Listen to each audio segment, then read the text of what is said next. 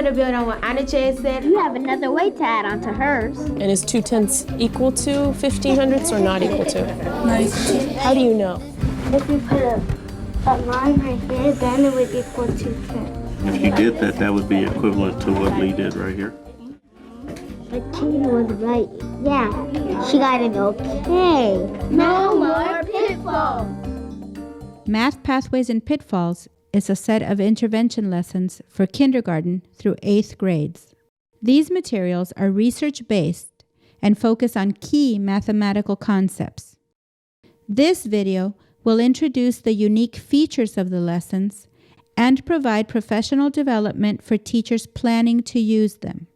A primary goal of the Math Pathways and Pitfalls program is to help students develop a robust mathematical understanding that doesn't cave into pitfalls. Well, the way I explain pitfalls to my students is that it's a mathematical mistake that's easy to make. Usually when you make a pitfall, it throws off your whole answer. When the children are explaining it written down, there is a flaw in their thinking. It's good to talk about pitfalls because you'll know next time. And because my father said mistakes help you a lot. People give more ideas to my idea. I felt really good because I knew that when I got those ideas into my head, I won't make that pitfall anymore. Another goal is to help students learn to communicate their mathematical reasoning orally and in writing. Teachers tell us that these skills quickly spill over into other curricular areas. Ultimately, the goal is for all students to improve their work in class and on assessments. Math Pathways and Pitfalls applies relevant research on the way students learn mathematical concepts and language. It has also been evaluated in a nationally acclaimed experimental research study with randomized groups. This study was conducted in 107 classrooms with ethnically, linguistically, and economically diverse students. On average, students in Math Pathways and Pitfalls classrooms had higher post-test scores than in the comparison classrooms after controlling for pre-test scores. Teachers with different backgrounds and a variety of teaching styles obtained these results. Let's hear what they have to say about these lessons. This is cooperative learning at its best. You have students working together and then you facilitate a discussion and students are actually excited about expressing their ideas about a mathematical concept. Being able to describe what is going on and why tells more about their understanding. At the beginning of the process, they were guessing. They didn't know how to attack these problems. By the end, not only could they do some of these problems, they could explain it to someone else, they could explain why they were doing what they were doing, and they could also explain pitfalls. What is something I don't want to do? So it deepened their mathematical thinking, and that actually went into other curricular areas as well. They start asking questions about their thinking. They question one another in a respectful way. Their academic English language improved immensely. They enjoyed it, and they had fun doing the math discussions. It developed their confidence in public speaking. The components of the Math Pathways and Pitfalls program provide everything needed to ensure the program's success.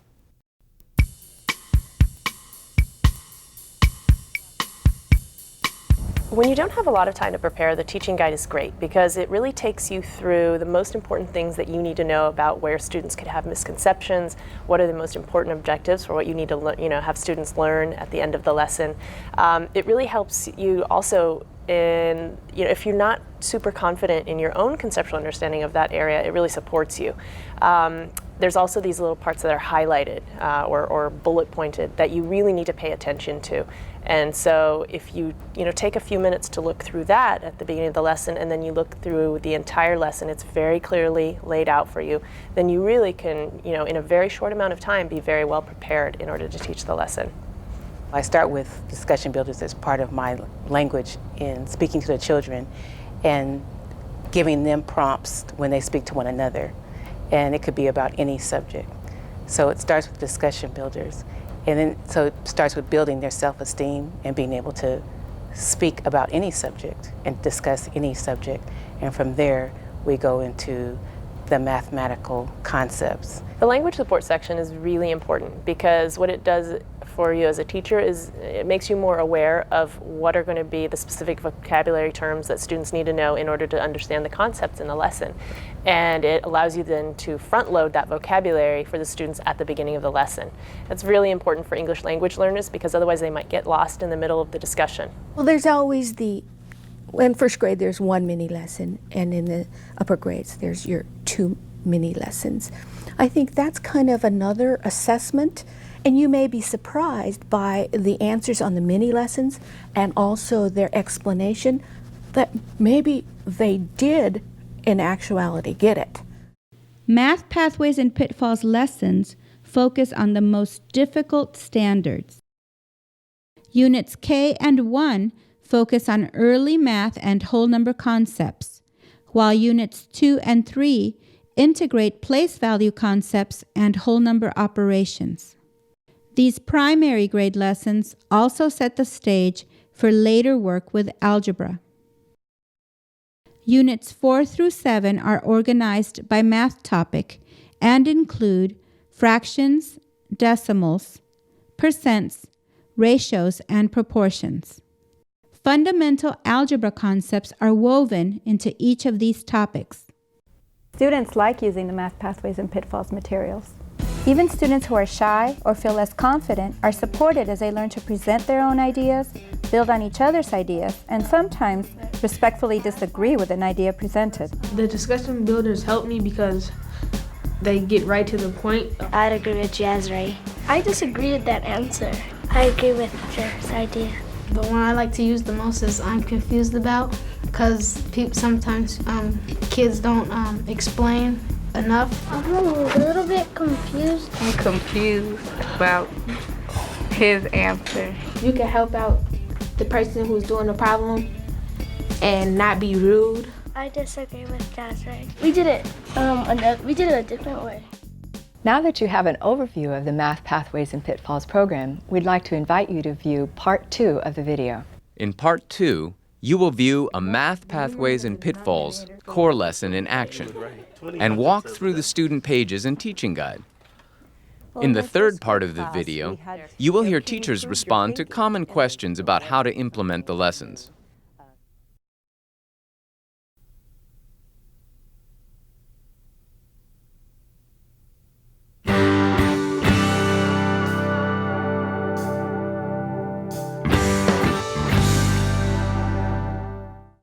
Now you'll see a second grade Math Pathways and Pitfalls lesson in action. Beginning with day 1, you will see how the lesson is introduced by going over the purpose, the math words, and the starter problem. Continuing on day 1, you will see students participating in a discussion. Finally, you will see what happens on day 2 as students review the previous day's discussion and practice on their own. After each segment, you will be prompted to stop the video and complete tasks from your Math Pathways and Pitfalls teacher's manual. Now let's view a teacher introducing a lesson called Add a Few to her second graders.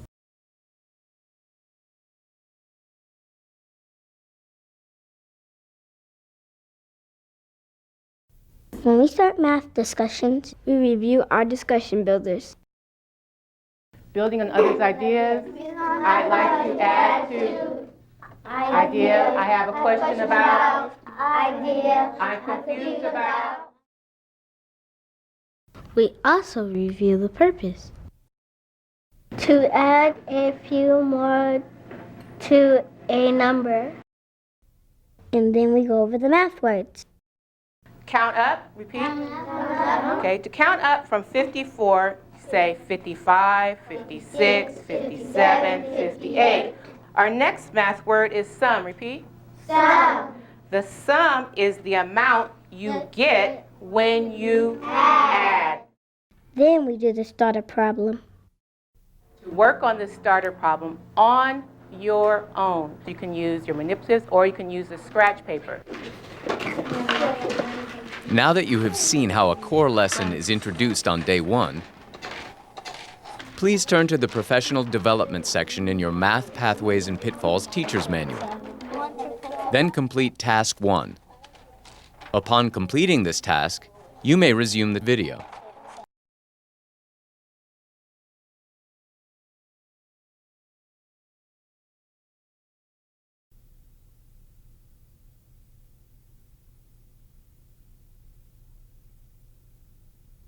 Now we read about Katie and Sam and how they solved the starter problem.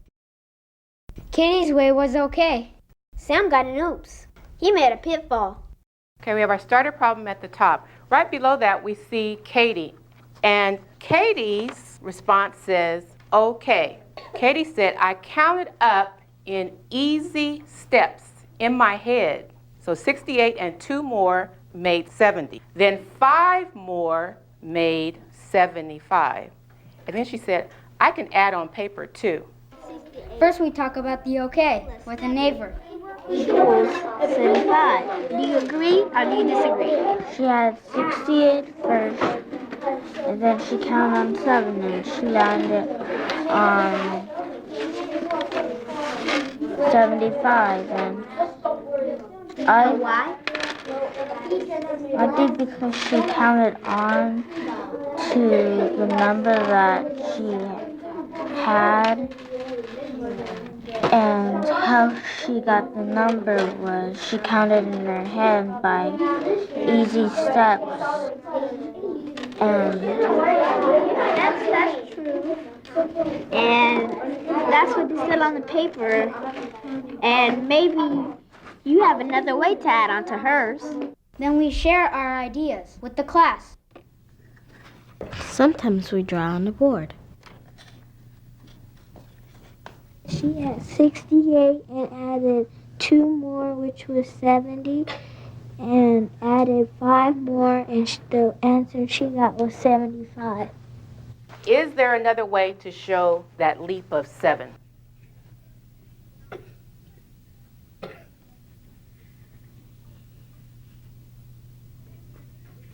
Another way to get to 75 is to add 4 and then plus 3 more, because 4 plus 3 is 7, and it's the same as 5 plus 2 plus 5. Now we talk about the oops.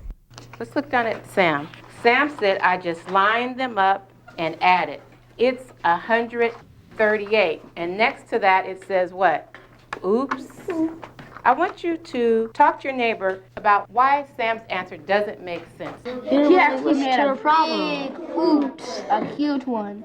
He didn't really listen to the problem, though. He didn't listen to the problem. He didn't listen to this song right here. He wasn't listening to the 7. He only guessed it. He only guessed it. That's all he did. The wrong answer. But Katie was right. Yeah, she got an okay. What's wrong with putting that 7 underneath the 6? You can learn from talking about pitfalls. What's wrong with that, Dewan? Well, the problem is that you're not supposed to put a 7 under the 6. Okay, so is that 7 ones or is that 7 tens the way Sam wrote it? 17. 7 tens. Is there something wrong with that, Jose? Then we talk about the oops with the whole class. He put 68, but then he made the pitfall by putting the 7 under the 6. What does Sam 7 mean? Sam 7 means what? 10. 7 tens. Thank you. So who could tell me what's the difference between these two problems? This one, the 7's in the wrong place. It's in the 10th place. It's supposed to be in the 1's place. We talk about things we need to remember to solve the problem correctly. What are some things that we should remember? He could remember to sort out his numbers. Okay, sort out his numbers. He could check his work after he done it. He Okay. could check his work So we could check his work. What's he checking for? to see if it's correct. And then we write them down. Anyone else hear any other discussion builders? DeJuan, did you use any discussion builders today? Or did you hear any? I heard Gabriel say I'm confused about your idea. Okay. I said the same thing as Kalani. What was that? I agree with your idea. You have now viewed day 1 of a core lesson. Please turn to the second task in the Professional Development section of your Math Pathways and Pitfalls Teacher's Manual. Upon completing this task, you may resume the video.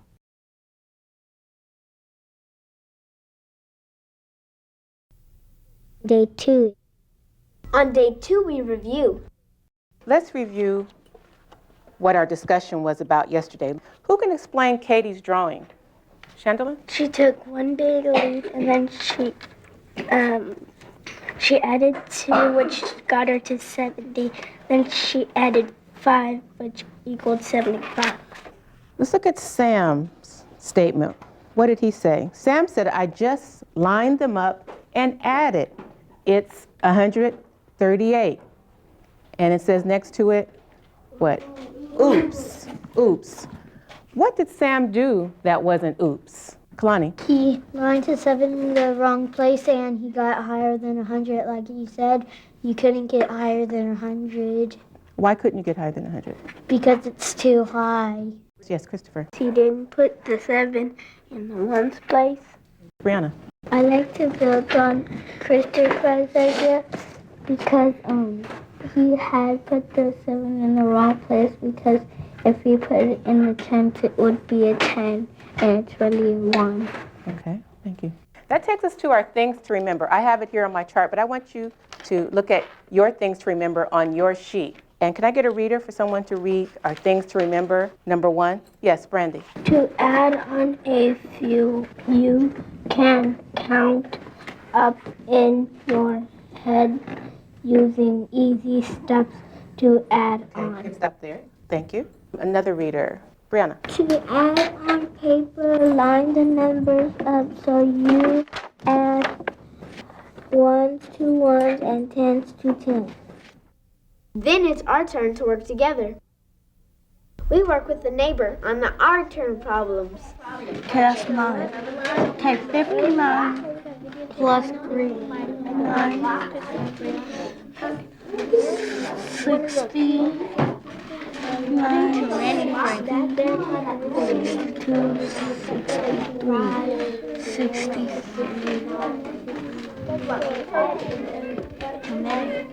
When you talk to a neighbor, you know if you have a pitfall.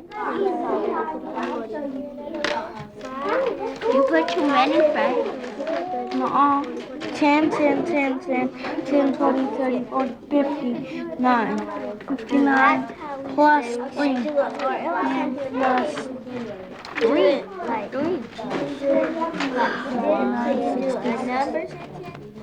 62, so it's 62. Have we ever tried this? 50, instead of doing it with my tips, do it in your head. 59, 60, 61, 62. Then we show our thinking at the board. When I came up to the board the first time, I was a little bit nervous.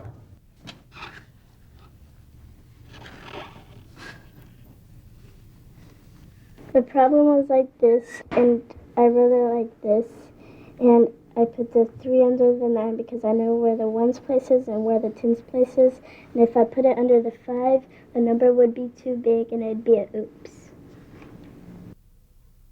After that, we work on some more problems, this time on our own. Now it's your turn to do problems on your own. Watch out for oops. This concludes the 2-day lesson. Please complete the 3rd task in the Professional Development section of your Math Pathways and Pitfalls Teacher's Manual. When you finish this task, you are invited to enjoy Part 3 of this video.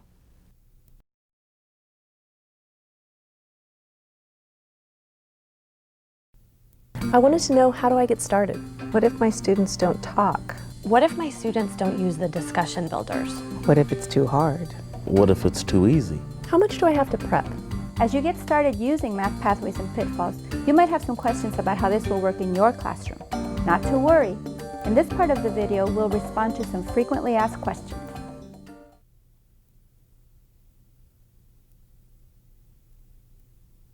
Even before we get into the core lessons, we discuss how you should respond to someone's answer, whether it's correct or incorrect. And so there's already a trust that's been established amongst the students that they can share and not really feel embarrassed if they have the wrong answer. Watching the video first helps them see what the older kids do, So, and if you've gone over the discussion builders, they understand the language already, so they see it in action, and then they kind of have an idea of how they're supposed to answer or respond during the discussion.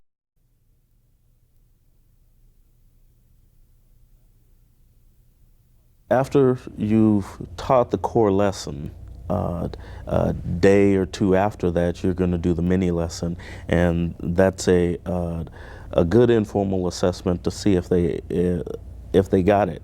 In my classroom, often these lessons unearthed some really important misconceptions, and sometimes we needed to do more in talking about other ways of attacking the problem and reinforcing even more some of the mathematics behind it.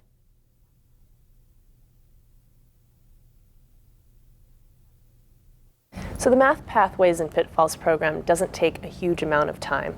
What I've done with my 5th graders is I space it out. We do one discussion every few weeks. And you know, the core part of the discussion takes 2 days. Each time you're teaching about 45 minutes to an hour. And then 2 mini lessons, which are really quick. And you can do a mini lesson and then do your regular math program. And I think it's time well spent, because a lot of times in textbooks, they don't spend a whole lot of time developing students' conceptual understanding of rational numbers. And so this way you're building it all through the year. And a lot of students who might not developmentally be ready early in the year, by the end of the year have developed a very solid understanding.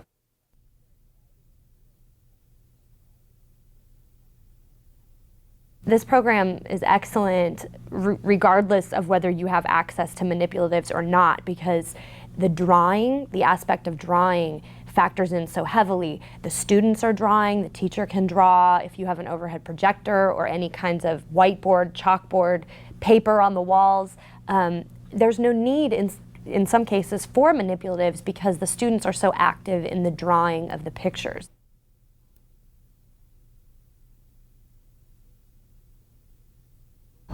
We first of all discuss the OK, because we want students to understand why the concept and the answer that is there makes sense.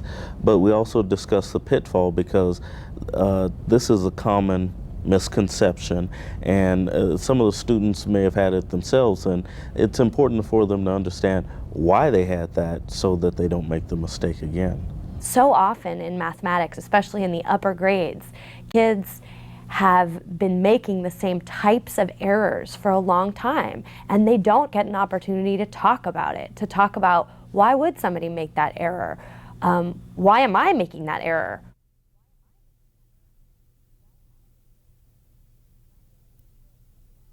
Your initial response is to try to avoid having them make that pitfall. But I feel that at times making the pitfall lets them know where they've made the mistake, and it will show them ultimately how to avoid that.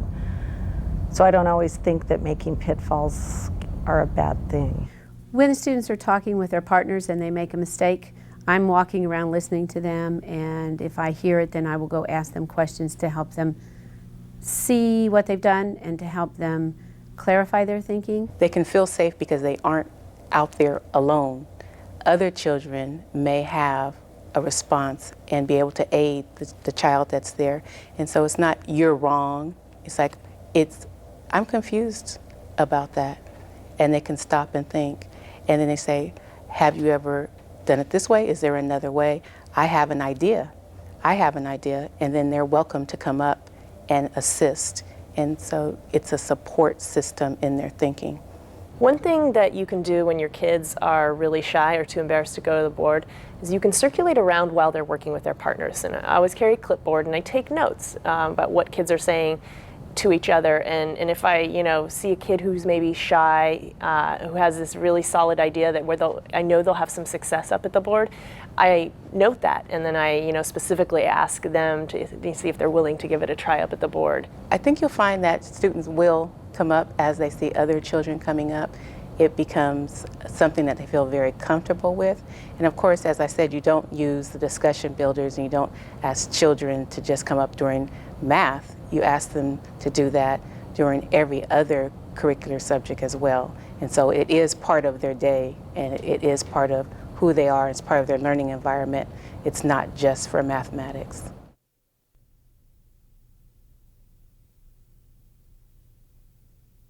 I've had experience where students will say, and they'll do the problem correctly, but they can't say why they've done it correctly. They can't understand what they went through or can't verbalize what they went through to get that correct answer.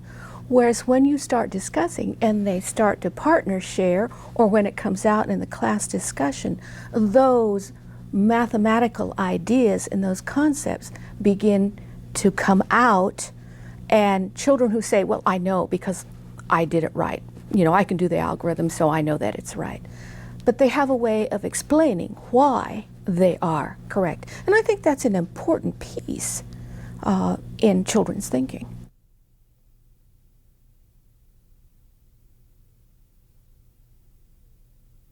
I think if you're a teacher who's not very comfortable facilitating discussions, I think this is a great program because it helps develop your capacity as a teacher to do that. For example, it provides prompts for you as a teacher that you can use in order to keep the discussion going, things to say when you notice your students getting stuck in a certain area. And so if you're somebody who hasn't done that in the past, you know, the program is kind of like scaffolding for you to build up to a point where you can do that.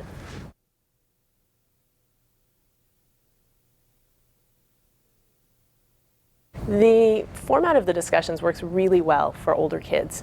I think because older kids tend to be somewhat self-conscious about sharing their ideas in front of a larger group. You know, they don't want to be embarrassed by, you know, sharing a wrong response. The format of the discussions allows kids to engage at different levels. It allows them to do individual work, to share an idea with a partner, and so they can try out their thinking on somebody without, you know, having to be on the spot. Developmentally, they're starting to solidify their own ideas and kind of move into more abstract young adult type thinking. Giving them an opportunity to discuss and have ownership of some of these ideas is excellent.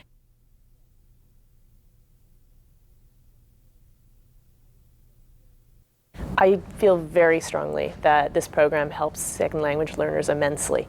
I believe that because of the structures that are built in with the front loading of the vocabulary, giving students the language for academic discourse with the discussion builders, and it's at a level where they can handle it, but it also pushes them to up their level of English with the different types of participation that are built in, individual, partner, whole class. It really gives English language learners a safe structure in which they can practice their skills.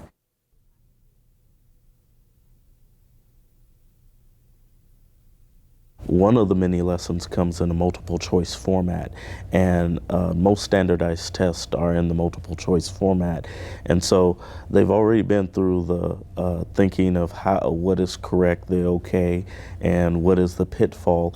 And a lot of standardized tests have answers built into them that are pitfalls. And so the students, they have already looked at the question and they're saying, oh, this is a pitfall here. I don't want to answer that one. I want to look for the correct answer.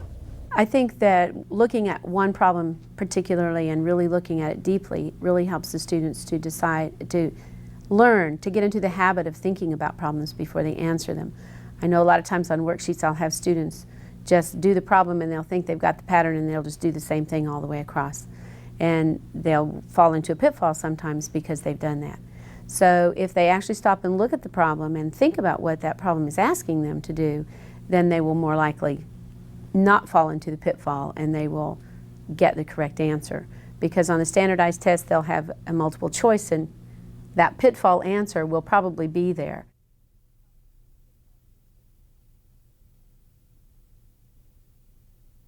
In the beginning, my special needs children were they weren't participants, they were observers. And the children who normally raise their hand and participate were the only children. And so it was the same people over and over again. As time went on and we went through more and more lessons, children who didn't speak at all because of certain traumas began to open up and express their thinking. Children who normally would not read anything aloud, even in the video that we made read on tape. And children who normally would just sit back and let everyone else do the work, they wanted to be a participant. I didn't have to, badger them and say, come on, come on. They wanted to do that. They wanted to shine, and they did shine. All of the children did shine.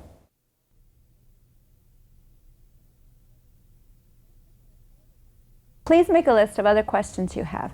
Then later you can refer to the teacher's manual and talk to your colleagues to come up with answers to your questions. Now you'll see teachers discussing teaching tips and things to remember when using the Math Pathways and Pitfalls lessons. So, the reason we're here is to talk about things to remember when we use Math Pathways and Pitfalls materials. And we want teachers to know what we think is important to remember when we teach using the materials. As you begin the program, there's a section in the beginning that you don't want to skip over. I highly recommend you not skip over. It's very important for the students as well as for the teacher to start with the Getting Started chapter. In the Getting Started materials, that video is really a teaching tool to show what day 1 looks like, what day 2 looks like, what on your own or your turn or on your own look like, so that students say, oh, yeah, that's what was on the video. When we brainstormed, almost everybody wanted to talk about the use of the discussion builders and why that was important.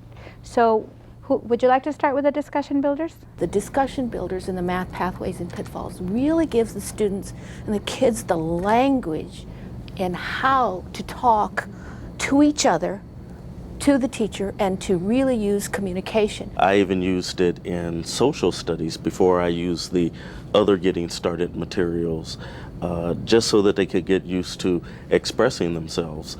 And when they first saw the Getting Started video, they had this aha. They saw, hey, those are the questions that we've been using. And so that really added to help them express their mathematical concepts. I think it's also very important to begin with one aspect, either building on others' ideas or eye-opening ideas, something very positive, because many children in the beginning are shy about saying something about another person's ideas, about their peers. But as they use, for example, I'd like to add on to another person's ideas, it's a positive. I think it was important to know that a lot of the students were able by the end to say that they disagreed with somebody and that it was okay to talk about what somebody was talking about but not agree with them, or to have another idea about how they approach the problem. I'd like to add to Sandy's idea, because I think the discussion builders really help students develop the capacity to work through misconceptions and to help each other as classmates work through mistakes together. I think it's also really important that the discussion builders support students in developing multiple ways to approach a problem. And I think one of the most important things for the teachers to remember as they're implementing a discussion is to give students the space to do that, to encourage them to struggle with math, within their zone of proximal development, but to let them work through it and to allow them many, many opportunities to show their learning. Earlier, we talked about how important it was to read the math background information and the teaching tips, and you specifically wanted to talk about certain parts of the math background. So who wanted to start talking about that? I found the mathematical background page to be particularly helpful. It helped me to think about what I needed to know and what I needed to help the kids to know, and how I could get them there, because there are prompts on the page that you can use, and it gives you lots of information to help you understand what it is you want to get across. Oh, the teaching tips are really great for me as a teacher, because they're short paragraphs on important things that give mathematical background on the lesson, just little bullets or flags that help you to remember this is important, this is an important concept, tips that you need to do while teaching the kids. You wanted to talk about what if students make a mistake, or what if they are embarrassed to come to the board. So who would like to talk about that? I think it's really important that the discussion process builds in multiple ways to maximize student participation.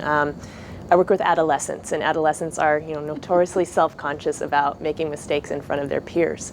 And, I think from the very beginning of the discussion process, where you're front-loading vocabulary so that they know the types of words that they need to be using, to the part where, students are having some time to work on their own and to work through the problems so they know they have something to share. And then the opportunity to share with a partner so that there's that safety of testing your ideas out on somebody. That lowers the affective barrier of the student. And then finally, like Sandy was saying, the opportunity to use the discussion builders to talk about the ideas. I think that while in the beginning you're still going to have a number of students who are too shy to share their ideas with the whole group, at least at that point they're sharing their ideas with one person. And then as the weeks go on and you use these discussions over and over, students start to notice that it's okay to make mistakes. Other people are up there, with misconceptions, and the class works through it in a safe manner. And you'll see by the end that pretty much the whole class starts to participate and be willing to share their ideas with the whole group. My first graders kind of looked at me like, what? What do you want me to do? But I found that when I started asking them questions, I could get them to come up to the overhead projector. Was a great thing for them. They loved to come up there and show what they were thinking. So I'd like for teachers to remember that really, if you start asking them questions and you provide them the opportunity to come to the front of the room, somebody's going to want to come up there. And once they've done that, then others will join in. I found it really helpful for me to have those discussion prompts because there were times when students didn't want to share. They were a little timid because they saw that they had the pitfall, but it helped them be anonymous about it and answering those questions that I had as far as what were on the prompts helped them open up. I think the discussion builders provide the students, and actually the teacher as well, with the language to help push each other towards developing an understanding and working through misconceptions. I think that, for example, I remember moments with my fifth graders where a student would be up there at the board and what they were putting up there showed that they really didn't have a solid understanding. And one of the students would say, I'm confused about what you just put up there. Can you prove your thinking? And as a class then they would work through those mistakes until they had a solid understanding. I think another thing that the discussion builders do is help the kids develop multiple ways to approach a problem, so that for the student who doesn't understand one way, if the class is introducing like, I have another way to solve that problem, maybe they can understand that other student's strategy. You wanted to talk about to remember to use the mini lessons. I think that the mini lessons are incredibly important for reinforcing the understanding that students have developed over the 2 days of the main discussion.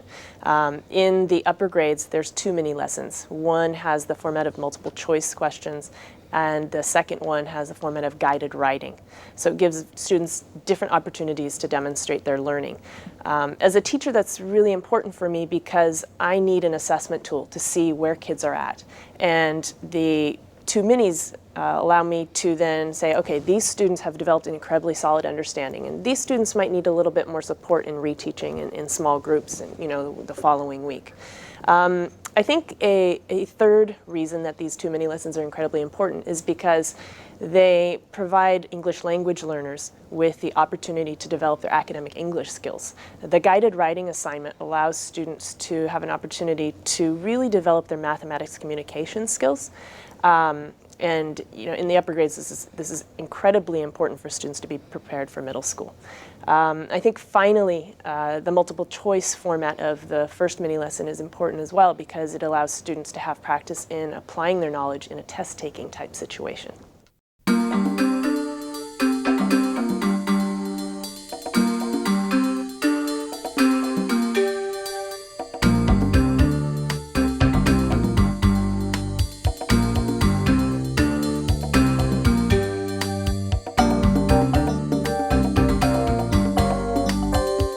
There is one more thing we'd like you to remember.